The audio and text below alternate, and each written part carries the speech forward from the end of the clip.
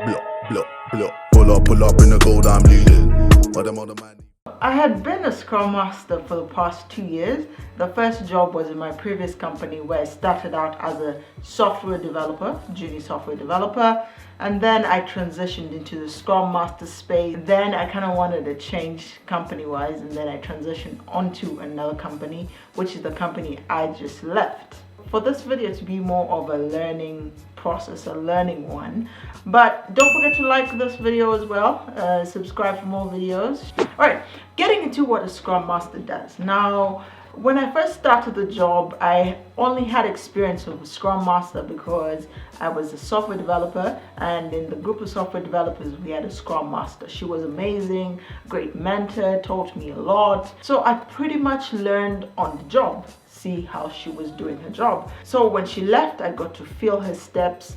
A Scrum Master is in a way like an IT project manager, but without the heavy project manager aspect of it. It's very centric to a software development team, whereby you facilitate the ceremonies. We have things like stand-ups, we have things like planning sessions, estimation sessions for the work that goes usually into a period of work, which is called a sprint. So you estimate what goes into the 2 weeks portion and also do a planning so that you push in the right amount of stuff based on the velocity you've started in the past that the team that you're working on can handle, and then you push that into the new sprint, and then the team starts it and ends it. During into the things I wish I knew when I started.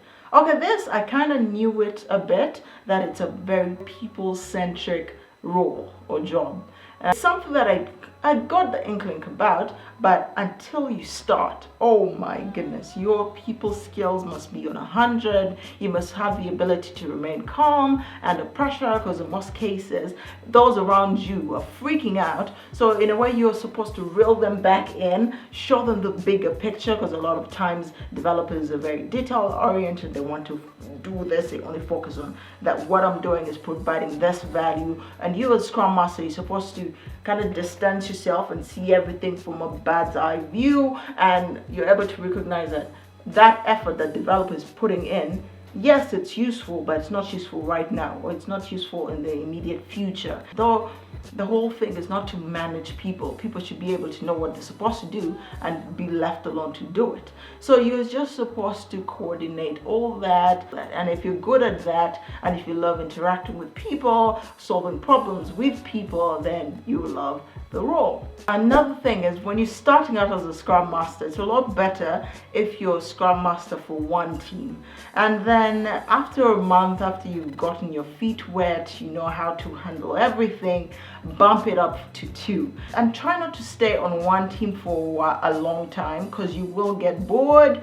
I know you're supposed to focus on one team, but the more you get better at it, the more you'll be able to handle more teams on your plate. But optimally, I'd say 3 is that sweet spot, whereby you're not bored, you have teams that you're catering to, but try to grow sequentially. Otherwise, if you start off the bat with 3 teams, you'll get so overwhelmed that you end up in a way underperforming for all those teams, because you're trying to balance both. If you're in a new spot, in a new role, you want to build your foundation of how you're going to run things. So try to learn from one team, then build that up for 2, then 3. Another thing is, sometimes you will get bored, especially if you've been in the business, you've been with those teams for quite a little while, and maybe you'll have 2, or even the worst case, you have 1. You'll have those days where you have meetings to arrange, you have maybe blockers to remove, or you have to coordinate this. But there's some days where things are going smoother.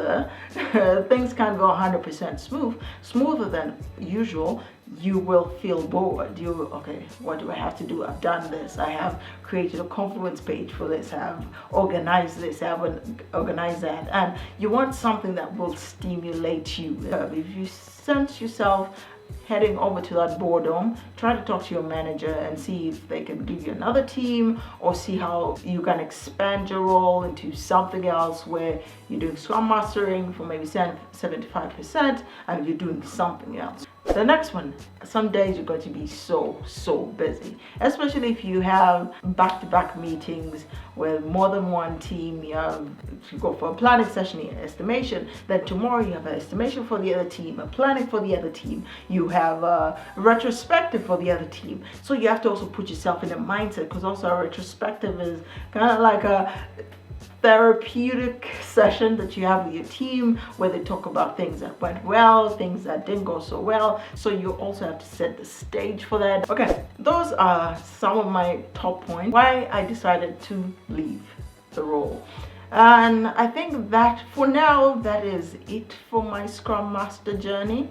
I had reached a point where I wanted change. I wanted something different, because I was coming from a software development world. I experienced a Scrum Mastering and the people management area. I wanted something else. I got to a point where I did get bored.